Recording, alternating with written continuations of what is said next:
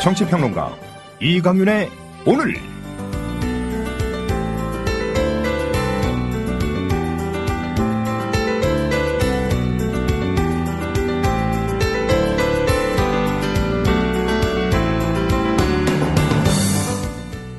안녕하십니까, 이강윤입니다. 1월 5일 화요일 시작합니다. 쓴소리 한 말씀 드리고자 합니다. 정치하는 사람들, 특히 야권이라고 생각하는 사람들, 김대중 전 대통령과 이희호 여사 그만 팔기 바랍니다. 김대중과 노무현의 정신, 그리고 그들이 추구했던 가치를 공유하는 건 좋습니다만 정치적 급변기이거나 특히 선거 앞두고 특정 지역의 환심을 사기 위해서 묘소를 참배하거나 동교동 사절을 찾아 억지 춘향식 인사 나누는 장면 지켜보는 것, 별 감동도 실효도 없는 듯 합니다. 수십 년간 지속돼 왔던 양김 시대는 많은 잘잘못을 남긴 채 적어도 10여 년 전에 끝났습니다. 그럼에도 유독 아직도 동교동을 드나들거나 동교동을 끼고 들어가는 진짜 이유는 무엇입니까? 이른바 호남 민심에 대한 아전 인수식 해석 때문입니까? 동교동을 그렇게 드나든다면 왜 상도동에는 가지 않습니까? DJ 묘소 참배하고 동교동 자택으로 인사 간다고 호남 민심이 얻어질 거라고 생각한다면 호남 정신에 대한 몰 이해는 물론이고 호남인들에 대한 모독으로도 받아들여질 수 있다는 것 명심했으면 좋겠습니다. 정녕 고인에 대한 존경과 인사로 찾을 거라면 언론에 알리지 말고 사진 찍어서 언론사에 돌리지 말고 몰래 하십시오. 작고한 정치 지도자들의 후광에 기대려고 하지 말고 살아 움직이는 현안, 명백한 불의와 무도함에 맞서는 걸로 정치인으로서의 자기 존재 증명해내기 바랍니다. 잠시 후 시작합니다. 바다바람 함께 자라온 새콤달콤 쌉싸름한 세상의 맛, 자연과 어우러진 탐나제조의 성과 따사로운 햇살 온정 머금은 서귀포 남원 하기리 강귤, 새해 발걸음 힘내십시오. 인사드립니다.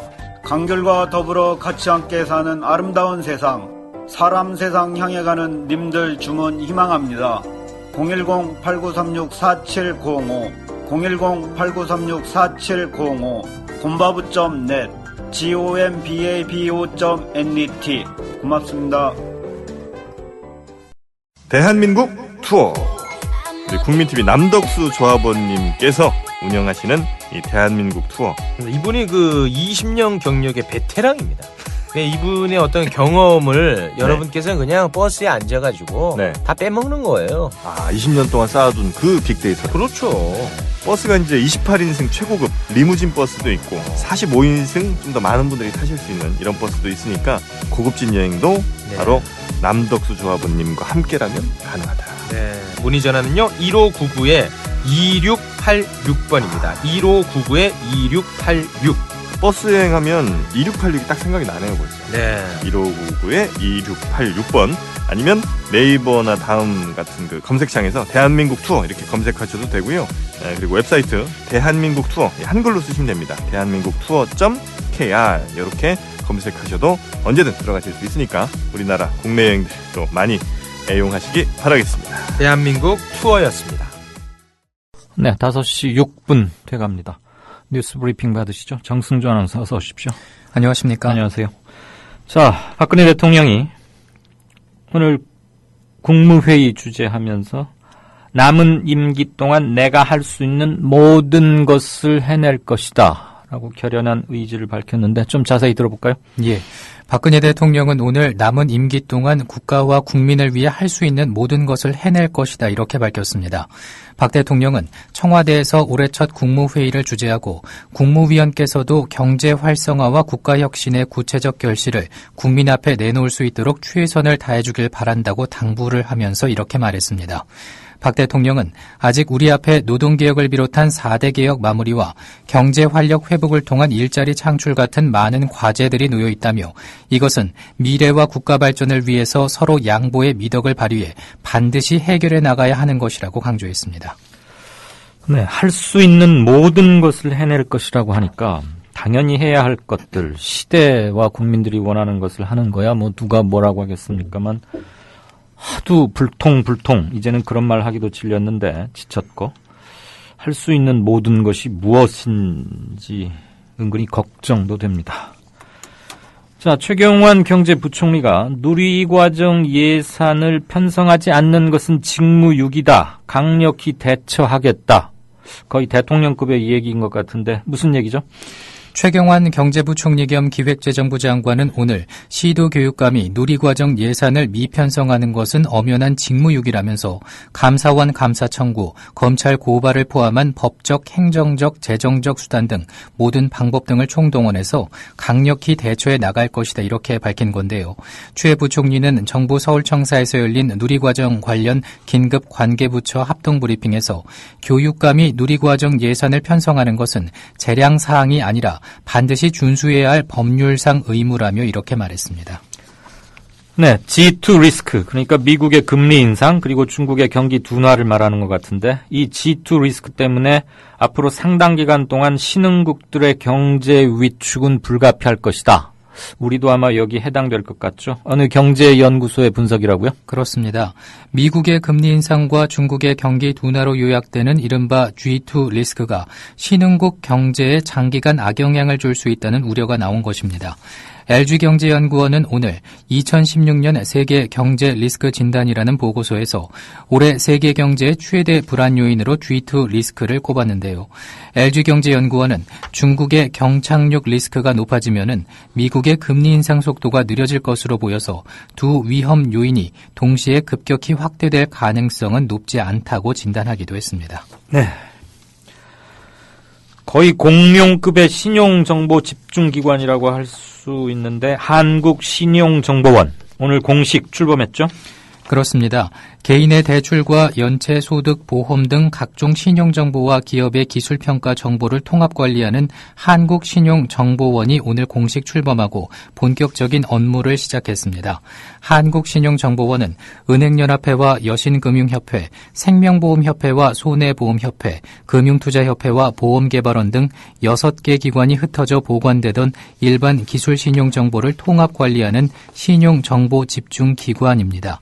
2014년 1월에 카드사 정보 유출 사태를 계기로 개인정보의 효율적 관리와 정보 보안 필요성이 제기되면서 설립 논의가 시작된 지 2년 만에 비영리 사단 법인으로 출범을 했습니다. 네, 비영리 사단 법인이니까 이른바 권력기관화 될 우려는 없어 보이는데 앞으로 운영 과정에서 어떻게 할지는 좀 지켜봐야겠군요.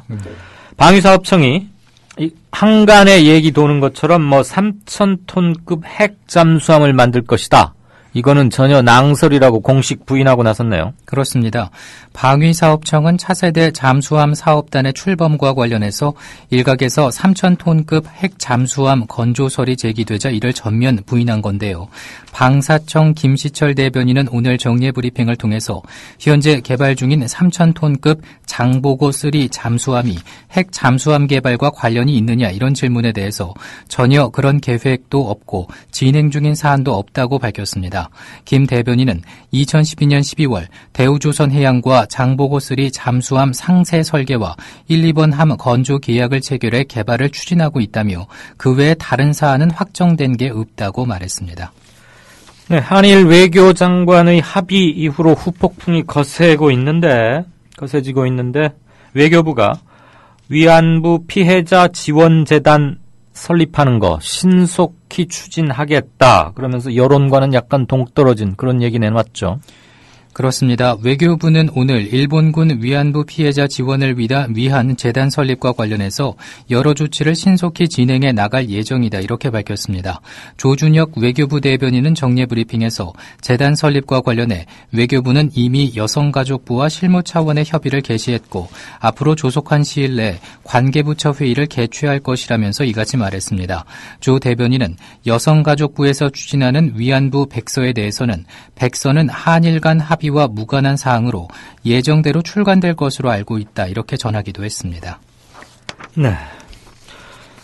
일본 정부의 공식 대변인이 서울에 있는 그 소녀상 이전 문제에 대해서 한국이 해결하는 데 적극 노력하기로 했다라고 공식적으로 다시 한번 밝혔죠. 예. 일본 정부의 대변인인 스가 요시히데 관방장관은 일본군 위안부 문제 해결을 위한 한일 양국 정부 합의 후 논란이 된 소녀상에 관해서 합의에 따라서 한국 측에서 적절하게 해결이 되도록 노력할 것으로 인식하고 있다고 오늘 말했습니다. 스가 관방장관은 도쿄 총리관저에서 열린 정례 기자회견에서 일본 정부가 우려하는 것을 인지하고 있으며 한국 정부는 적절하게 해결되도록 노력하겠다고 표명을 했다며 이같이 밝혔습니다. 네, 적절한 해결이라는 것은 쉽게 말하자면 철거와 이전을 얘기하는 거고 한국 정부는 적절하게 해결되도록 노력하겠다고 표명했다. 이게 지금 일본 정부 대변인의 공식 발언입니다. 재확인하는 것이자 재강조하는 것으로 보이는데요. 이 관련해서는 오늘 뉴스 행간 코너에서 조금 더 다른 얘기들과 함께 생각해 보겠습니다. 자, 민노총 위원장으로 조계사에 들어가서 좀 은신해 있다가 구속 기소된 한상균 위원장. 검찰이 소요죄 적용 여부에 대해서는 계속 수사하겠다 이런 입장이군요. 예. 작년 11월 민중 총궐기 집회에서 시위를 주도한 혐의를 받는 한상균 민주노총 위원장이 재판에 넘겨졌습니다. 검찰은 시위가 사전에 조직적으로 계획됐다고 판단을 했지만 경찰이 사건을 넘길 때 적용한 소요죄를 한 위원장의 공소장에는 적시하지는 않았습니다. 소요죄 적용 여부는 보완 수사를 거쳐 결론을 내릴 방침인데요. 서울중앙지검 공공형사수사부는 오늘 한 위원장을 특수공무집행 방해치상 등의 혐의로 구속 기소했습니다. 네, 소요죄를 적용해봤자 기소 유지가 힘들 것 같다. 즉 자신 없다. 소요죄 얘기는 좀 부풀려진 얘기다라는 얘기를 이렇게 돌려서 말하는 것으로 들립니다. 자, 이것도 안타까운 소식인데 월화수목 금금금 이렇게 휴일도 없이 일하다가 야근 중에 돌연사 했던 한 노동자가 있습니다. 업무상 재해가 맞다는 판결이 나온 판결이죠? 그렇습니다. 12주간 초과 근무를 하다가 야근 가운데 갑자기 쓰러져 숨졌다면은 해부학적인 사인이 명확하지 않더라도 업무상 재해로 인정할 수 있다는 법원 판결이 나온 겁니다.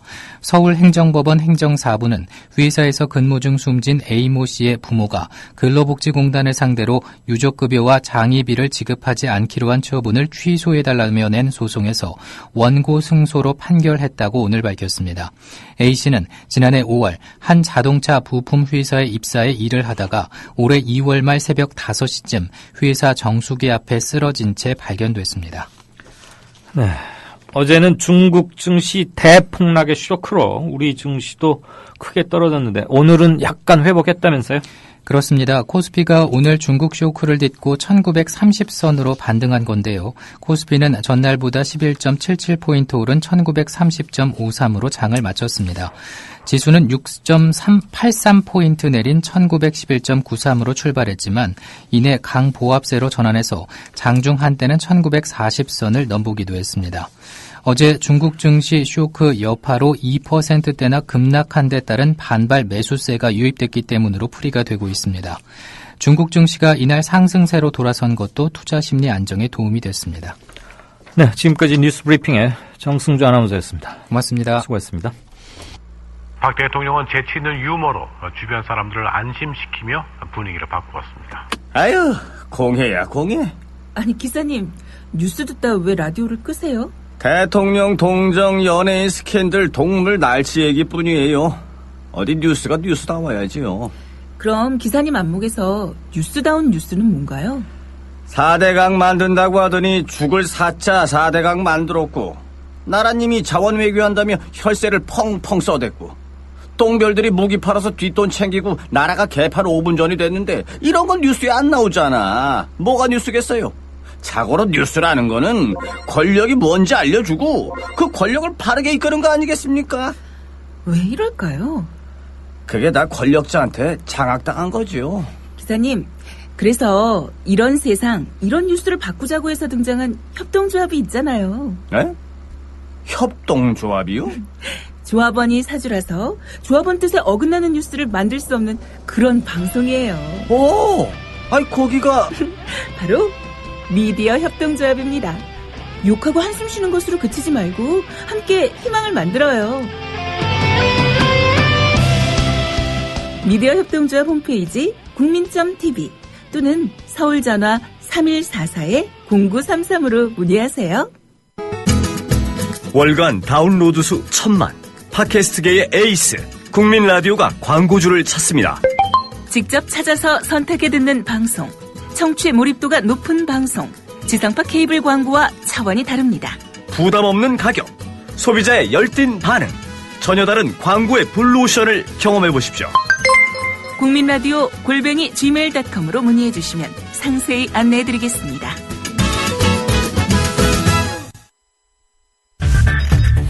이강윤의 오늘, 이제는 정가 산책으로 함께합니다. 정치권 동향 생생하게 풀어드릴 분은요. 네, 최유한 평론가 안녕하세요. 예, 안녕하십니까, 최유한입니다. 네, 날씨가 조금 싸늘해진 듯하군요. 그러네요. 예.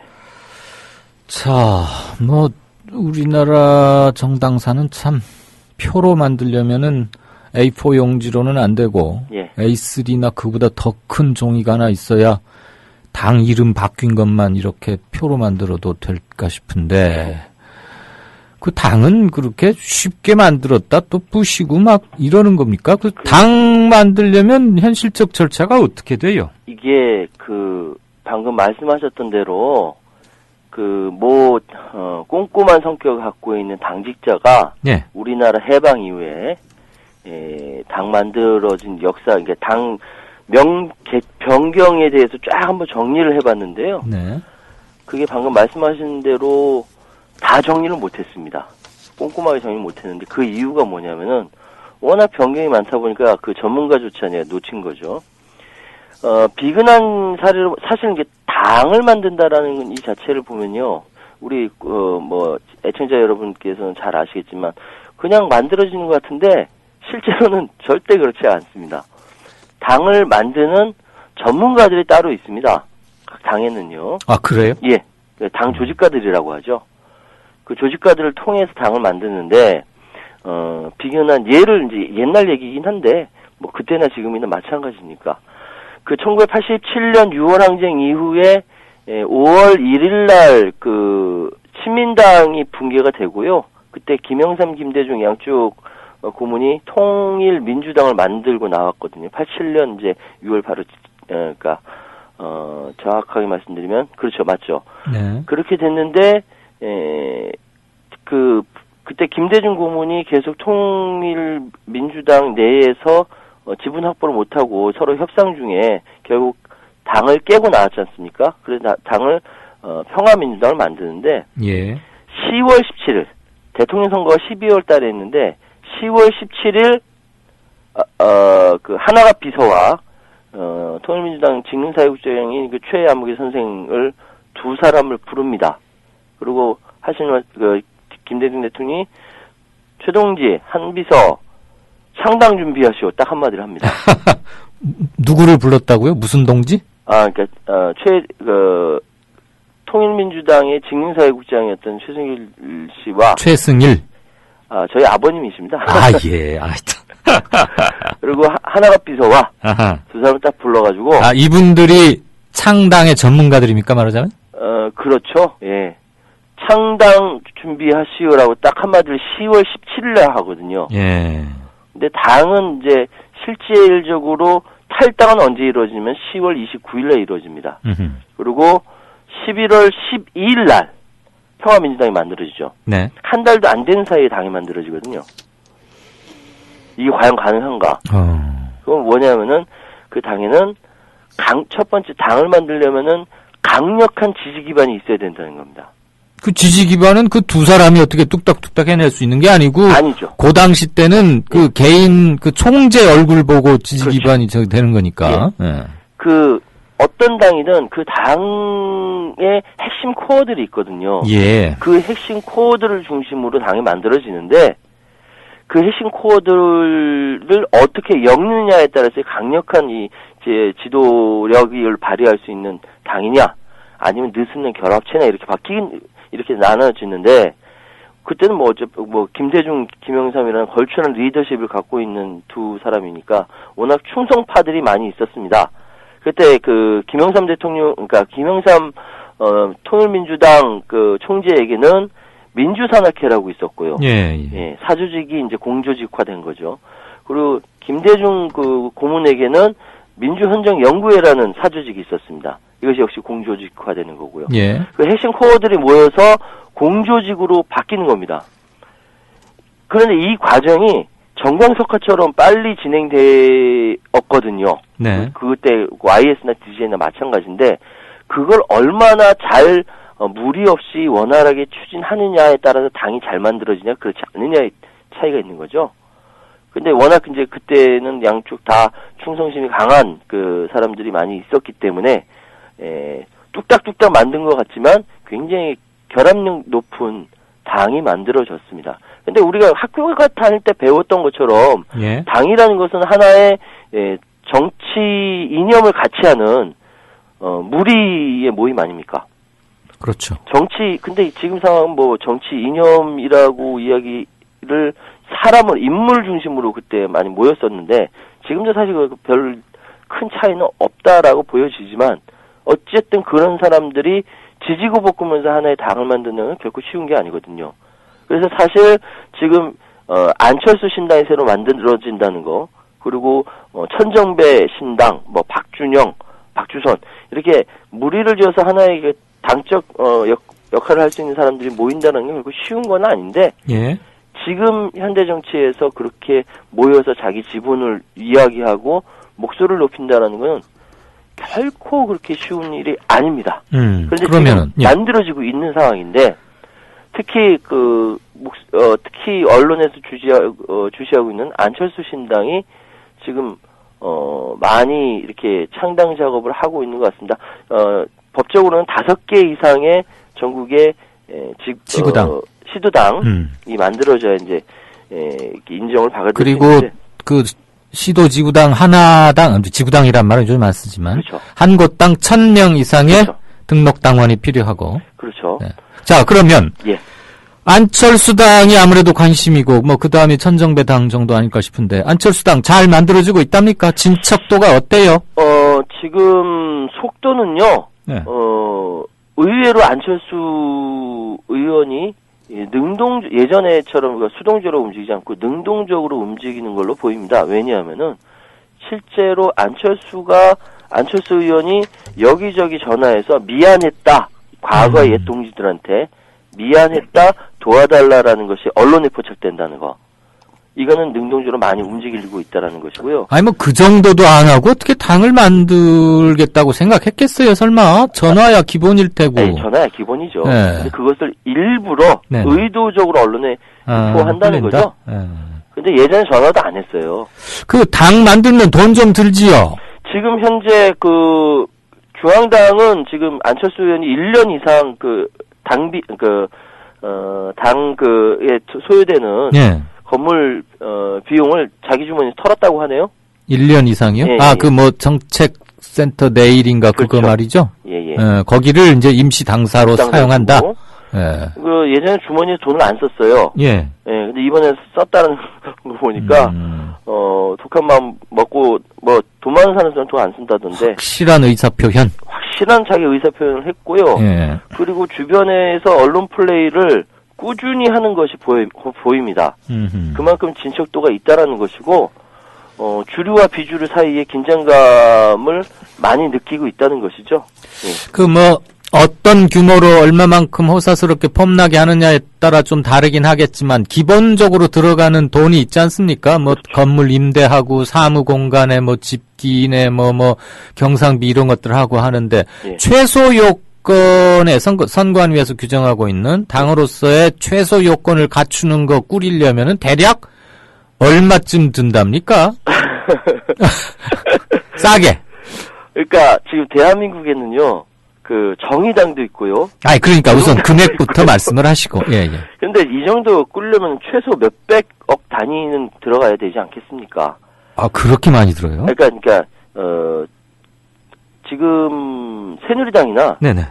더불어민주당이나 네. 그 정도의 규모를 갖춘다라는 거는 뭐 기본적으로 100억 이상의 돈이 든다 이렇게 생각이 되고요. 예. 왜 이 말씀을 드리냐면은 지금 교섭단체 이상의 그 사람들을 20명 이상이 모여야 지금 선거 비용으로 88억 이상 받을 수 있거든요. 예, 그렇죠. 그걸 감안한다면은 그 정도는 들어가지 않겠냐 예상을 할 수 있는 거죠. 예.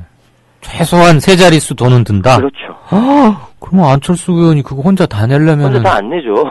아, 그래요? 물론 이제 몇천억의 재산이 있으니까 뭐 낸다면 낼 수 있겠지만 이거는 이제 그 혼자 다 낼 수 있는 건 아니고. 창당 발기인들도 돈 얼마씩 3명 이상 지금 모은다고 얘기를 했거든요. 네, 얼마씩 기본적으로 내야 됩니까? 발기인 하려면? 그런 경우도 있고요. 그렇지 않은 경우도 있는데 옛날 얘기. 그러니까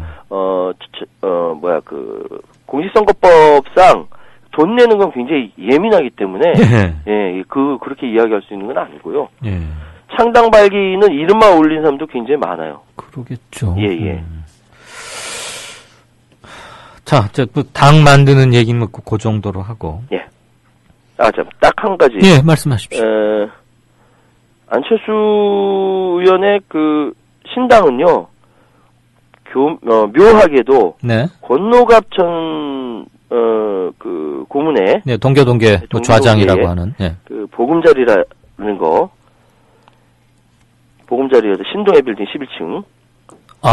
예. 아니, 지금 권노갑 고문하고 같은 건물을 쓰고 있다 이 말입니까? 그렇죠. 같은 마포구 도화동 1신 빌딩 16층이죠. 이게 예전에 있었던 그 신동의 빌딩 11층 규모의 2배를 넘는데, 기자실만 100석가량을 만든다고 하거든요. 예. 그러니까 이거는 동교동이랑 미리 서로 입맞춘 거 아니냐라는 생각이 들어요. 예. 일단 여기까지만 말씀드리겠습니다. 알겠습니다. 예. 뭐 그게 우연한 일치인지 뭔지는 뭐 곧 되겠죠. 뭐 중요한 것은 건물보다는 어떤 가치 구현과 지향하는 지점, 지향점 그리고 사람들 일터인데. 자, 새누리당은 안철수 신당 어떻게 보고 있어요? 새누리당은요,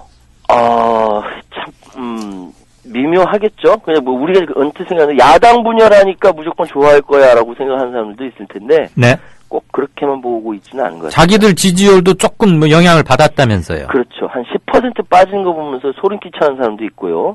그래요. 그러니까 세 가지 정도 시각이 있습니다. 첫 번째로는 주로 영남 을 중심으로 일부 충청까지 포함해서 안철수 신당이 출범하든 그렇지 않든 나는 관계없다. 당내 공천이 중요하다라고 생각하는 시각이 분명히 존재하고요. 네. 또 하나는 안철수 신당이 출범해서 난 너무너무 좋아, 너무너무 행복해 라는 표정 관리하는 시각이 수도권 일부와 이렇게 충청권 일부. 그건 아무래도 이제 야권 분열에 따른 반사이익. 반사이익을 죠. 또 한쪽으로는요 의외의 반응인데요. 뭐죠? 안철수 신당의 등장이 자기들에게 직접적인 위협을 가하고 있다라고 긴장하고 있는 그런 모습도 있습니다. 어제 뭐 JTBC인가 어디 잠깐 봤더니 김재원 새누리당 의원이 나와서 그런 비슷한 얘기 하던데. 예. 그럼 뭐 좀 설명 좀 들어보십시오. 김재원 의원의 이야기는 저도 잠깐 봤는데. 네. 그건 언론용 엄살이고요. 예. 솔직히 김재원 의원 측에서는 좋아하죠. 그런데 문제는 뭐냐면 수도권, 서울, 수도권, 경기 일부에서 안철수 신당의 현상에 대해서 자신들의 지지율이 빠지는 것을 심각하게 고민하는 사람들이 있습니다. 실제로 새누리당에는. 왜냐하면은 안철수 의원을 지지했던 예전에 지금 거품이 많이 빠졌지만 안철수 현상이라고 이야기됐을 때 소위 얘기하는 중도적인 성향을 갖는다라는 제가 어제 중도파는 없다고 말씀드렸지만 예. 그거 가지고 게시판에 굉장히 논란이 많았었어요. 네, 전 일부러 안 봤습니다. 네. 그렇게 이야기가 되는 사람들이 대거 소위 새누리당을 지지했던 한 10%의 사람들이 빠졌단 말이죠. 이 부분이 몇백 표, 몇천 표 차이로 당락이 좌우가 되는 수도권에서 자신들에게 치명타를 입힌다라는 이야기죠. 왜? 네. 안철수 신당이 등장하지 않았으면 여전히 자신들의 전체 지지 기반 중에 하나로 자리를 잡았을 텐데 여기는 누가 뭐라고 해도 새정치민주연합 그러니까 더불어민주당을 지지하지 않고 차라리 기권하면 기권했지 이렇게 됐었는데 안철수 신당이라는 당이 나타나면서 오히려 자신들에게 위협이 된다라고 생각한 이 지점이 굉장히 중요하다는 생각이 들거든요. 왜냐 이 지점이 선거를 전체적으로 좌우할 수 있다라는 생각이 듭니다. 네. 새누리당은요 지금 새누리당 입장에서 얘기한다면 이 새누리당의 선거에 대해서 이게 꾸준히 선거를 끝까지 꾸준히 밀고 나가는데 가장 힘받는 지역이 바로 이 지점입니다. 끝까지 긴장하고 열심히 밀고 나가는 이 부분이 새누리당으로서는 굉장히 중요한 부분인데 이 지점에 빠져나간다라는 것은 굉장히 치명타죠. 그 대신 가장 안 좋은 데가 어디냐면은 안철수 신당이 나와서 야권 분열하니까 나는 정말 좋아 행복해 그러면서 표정 관리하는 집단 분명히 있거든요. 여기는 허점을 보이게 될 수밖에 없습니다. 선거라는 게 원래 그렇고요. 알겠습니다. 예. 자, 항상 큰 선거 앞두면 북한 변수 이른바 북풍 어떻게 언제 어디로 불까 그 득실 이런 거 따지는 거 참 불행한 현실이긴 하지만 팩트이기도 하고요. 예. 이번 총선 한 100일쯤 남았는데 북한 변수 북풍 불까요? 분다면 무엇으로 불고 누구한테 유리하게 될까? 너무나 많은 점쟁이를 요구합니까? 점쟁이를 요구하십니다. 예. 네네. 지금요. 2016년 5월 달이 김정은 정권에게 있어서는 굉장히 중요한 4월달 아닙니다. 4.13 총선이 있고 그 이후에 있을 5월달이 굉장히 중요한 달입니다. 왜? 제7차 조선노동당 당대회가 있습니다. 그래요? 우리는 흔히 그냥 노동당 당대회 당대표자회 이렇게 얘기하지만 사실 이번 7차 조선노동당 당대회는 1980년에 벌어진 6차 당대회가 있었고요. 이게 36년 만에 벌어진 사건이거든요. 북한으로서는 제7차 조선노동당 당대회는 향후 김정은 정권의 장기적인 안정화를 위해서 전체를 기조를 정하는 굉장히 중요한 대대적인 정치 이벤트라고 얘기가 되거든요. 그리고 현 김정은 정권의 안착 여부 이런 것을 판가름할 수 있는 모멘텀이다 이 말이죠. 그렇습니다. 그걸 이미 작년부터 그 얘기를 해오고 있고 그래서 이 부분은 대외적으로 핵 문제니 뭐니 이거보다 대내적인 결속이 중요하고 이걸 위해서 이번에 인민들의 경제 향상 이런 식으로 이제 어필을 계속 해왔거든요. 그러면서 굉장히 중요하게 이렇게 방점을 찍는 데가 중국과의 관계를 회복하는 것. 그래서 김정은의 방중설도 나오고 있는 상황입니다. 그렇다면은 이것이 4.13 총선 이전에 있겠느냐, 혹은 4.13 총선 이후에 5월에 있을 조선노동당 7차 당대회 이후에 있을 거냐, 이거는 먼저 이야기하기는 어렵겠지만, 그럼에도 불구하고 북한도 지금 자신들한테 굉장히 중요한 시기이기 때문에 함부로 이렇게 움직이지 못할 것이다. 이런 이야기들이 좀 있거든요. 그런 걸 봐서는, 대한민국이나 북한이나 모두 다 중요한 정치 일정 앞에서 예전처럼 판문점에서 총 쏴주세요. 안기부가 이렇게 얘기하고 그렇게 노골적이고 직접적인 북풍은 아마 힘들 것이다. 예, 그런 거는 힘들 거고요. 네. 그리고 흔히들 얘기하는 적대적 공생관계라고 하지만 지금 상황은 서로 공생할 만한 여지가 없기 때문에 예. 우발적인 충돌이 아닌다며야 그런 식의 북풍은 있긴 어렵지 않느냐 조심스럽게 한번 예측해 보겠습니다. 알겠습니다. 자, 마지막으로 요즘 특히 더불어민주당 보니까 누구 탈당 발표하면 기다렸다는 듯이 누구 영입합니다. 내일은 누구 들어옵니다. 오늘은 또 이수혁 전 육자회담 수석대표 그렇죠. 그 이제 미리 공개도 하고 그랬는데 저쪽에 안신당에서도 정운찬 물론 그 새 인물은 아닙니다만 어쨌거나 정치적 비중은 조금 있다고 볼 수 있고 누구를 데리고 가느냐 누가 합류하느냐 이거가 상당한 뉴스의 관심인데 새 인물의 범위를 어디까지 정할 수 있는 것이고 또 새 인물이면 다 좋은가 검증은 잘 하고 있는가 이런 문제 좀 한번 얘기해 볼까요? 저는 그래서 현재의 그 정치권의 움직임들이 예전에 있었던 YSDJ의 발 뒤꿈치도 제대로 따라가지 못하고 있다라고 저는 평가를 하고 있습니다. 발 뒤꿈치? 예. 왜냐하면 평이네요. 예전에 이 새 인물 수혈을 통해서 톡톡히 재미를 본 사람들은 두 사람이에요. YSDJ. 누구죠? YS 같은 경우는 그야말로 이제 다들 기억하시는 분은 손학규 전 서강대 교수. 예. 예. 그리고 지금 민중당에서 실패했지만 그럼에도 불구하고 보수정당을 바꾸겠다 나오는 김문수, 이재호, 이우재 민중당 3인방. 예. 굉장히 큰 충격이 있었거든요. 아, 그래요? 이거 본인이 느끼는 겁니까? 실제 한국 정치에 미친 그들의 임팩트가 컸다는 게 대다수 의견입니까? 사실은 YS의 개혁을 완성시켜야 된다라고 하면서 그때 김문수, 이우재, 이재호 세 명이 혼자 그러면 들어갈 때 자기들만큼이나 비중 있는 인물을 데려가야 됩니다라고 건의했고요. 그게 눕고 하니까 손학규 교수입니다. 손학규로 같이 들어간 거거든요. 예. 그런데 사실 그 이전에는 이렇게 YS니까 이렇게 가능한 거지 이런 식으로 이렇게 등장을 시키고 이런 경우는 없었다고 이야기합니다. 예. 왜냐 선거에 귀재인 이 두 사람, YSDJ 두 사람은 새로운 인물이 새로운 바람을 불러일으킬 수 있다. 그 시대적인 상황에서는 불러일으킬 수 있다 판단하고 등장을 시킨 것이고요.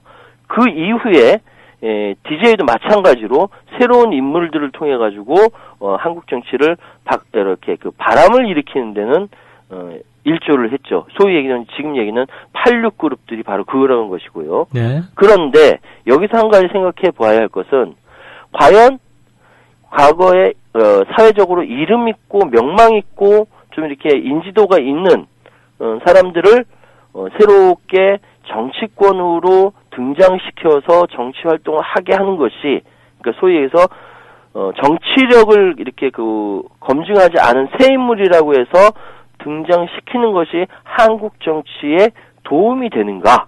네. 지금까지 도움이 됐는가? 저는 그거 YSDJ 이후로는 별로 그렇게 큰 도움이 된 것 같지는 않거든요. 예. 자, TV 탤런트하고 TV 아나운서하고 대중매체를 통해서 많이 알려진 사람이 와서 제대로 된 한국 정치를 바꿔내고 이렇게 변화의 바람을 불러일으킨 사람이 얼마나 있습니까? 저는 그게 얼마나 있을는지, 그러니까 그 얘기는 예전에 정동영 MBC 앵커가 대선 후보까지 왔을 때, 그렇게 이야기를 하지만, 그거 역시 김대중 대통령이 등극을 시킨 거고요. 지금 이후에 나오는 정치력을 검증받지 못한 인사들이 대중적인 얼굴이라고 나와서 한국 정치에 도움이 된 거 있는가? 별로 그렇게 많이 보진 못했어요. 다만 매체의 파워를 갖고 있는 몇몇 사람들, 예를 들어서 표창원 전 교수라든지 이런 사람들이 보여준 거는 있긴 있겠죠. 그러나 실제적으로 지금까지 해온 과거의 길을 보면은 손을 꼽아요? 누가 있는지 모르겠습니다. 그런 걸 봐서 사실은 새 인물을 등장시킨다라고 해서 그것이 새로운 바람을 일으키고 그것을 통해서 한국 정치에 선순환 바람이 나온다라는 것의 트렌드는 좀 예전 트렌드가 아닌가. 이제는 새로운 전략으로 접근해야 되지 않을까. 일테면 새로운 전략에 뭐가 있다고, 뭐를 제안하고 싶으십니까? 저는, 여기서 말씀드릴 때, 예전에 한번 등장했다가 실패했던 경험이긴 한데요. 네. 청년 그룹들의 전격적인 진입이요. 청년. 쉽게 말씀드려서, 지금, 한국 사회 정치판에서 청년들의 목소리는 지나치게 소외되어 있습니다. 그렇다고 한다면은, 40살 미만 되는 젊은 청년이 공천을 받을 수 있다. 네. 이건 좀, 가정입니다. 네. 지난 지방선거 때, 서울 수도권 지방자치단체장으로 40살 미만의, 후보자를 전체적으로 낸다. 얼핏 기억나는 게, 새정년, 더불어민주당으로 보자면, 김광진, 장하나 이런 사람들이 떠오르곤 하는데. 그거 이제 비례대표로 이제, 네. 형식상, 이제, 의정 활동은 괜찮다는 평을 받고 있죠. 예. 이거 잘하고 있으니까요. 예. 그러니까 지역구 후보에서도 새 피를 과감히 하자, 이런 말씀이죠. 지금대로 한다면요. 네네. 기존 기득권 강화밖에 안 됩니다. 예. 알겠습니다. 명망가 몇 명을 뽑아놓고. 다들 공천에 사활이 달려 있다고 하니까 어떻게 할지 앞으로 좀 그런 관점에서 지켜보도록 하죠. 예. 네, 오늘 말씀 고맙습니다. 예, 감사합니다. 지금까지 정가산책 최요한 평론가였습니다. 미디어 협동조합이 벌이는 싸움은 단번에 끝나는 단거리 달리기가 아니라 마라톤입니다. 반만 년 동안 기승을 부려온 기득권 논리, 또 기회주의가 어찌 일거에 숙청되겠습니까? 인내심과 지구력을 갖고 천천히 또박또박 그리고 신랄하게 헤쳐나가야 합니다. 국민TV의 조합원이 되어주십시오. 이 사술과 기만의 시대 언제까지 방치하겠습니까? 국민TV가 가장 무서운 견제자로서 어둠을 헤치고 썩지 않게 하는 힘이 되겠습니다. 이제 가입하실 때가 됐습니다. 미디어 협동조합 홈페이지 국민.tv 또는 mediacoup12@gmail.com의 문호는 24시간 열려 있습니다. 다 함께 자부심으로 물려줄 세상을 만듭시다. 누가 아는 바로 당신이 할 일입니다.